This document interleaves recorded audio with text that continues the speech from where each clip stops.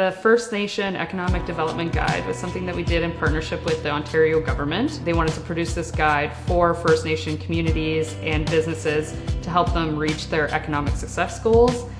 So the book includes things like tips and tricks and case studies as well of other successful communities so that they could learn from each other.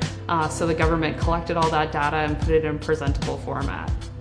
So the original book design actually was full of clip art, nothing that actually felt Indigenous in any way. There wasn't really authentic imagery, and it was really lacking any sort of appeal. They had really good data, but nobody was picking up this book because it was thick, it was just text, and it wasn't really approachable in any way. Working on any kind of Indigenous government project has its unique challenges for sure. One of the unique challenges is that you have to work within the framework of the Ontario government's branding, like color palette, for instance, fonts, things of that nature.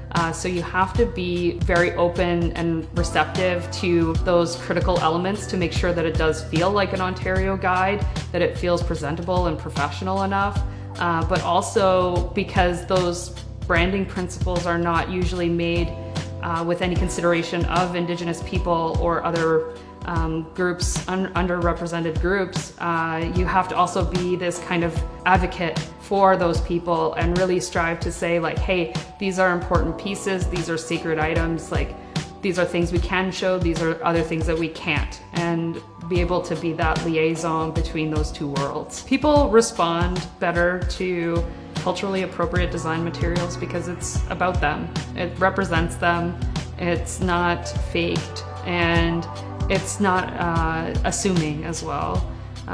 People can come in with their own perceptions of design and think, well, the right answer is always something that's very minimalist, and that's not true. When you're working with your appropriate audience, you have to choose the appropriate design and the appropriate style for that group.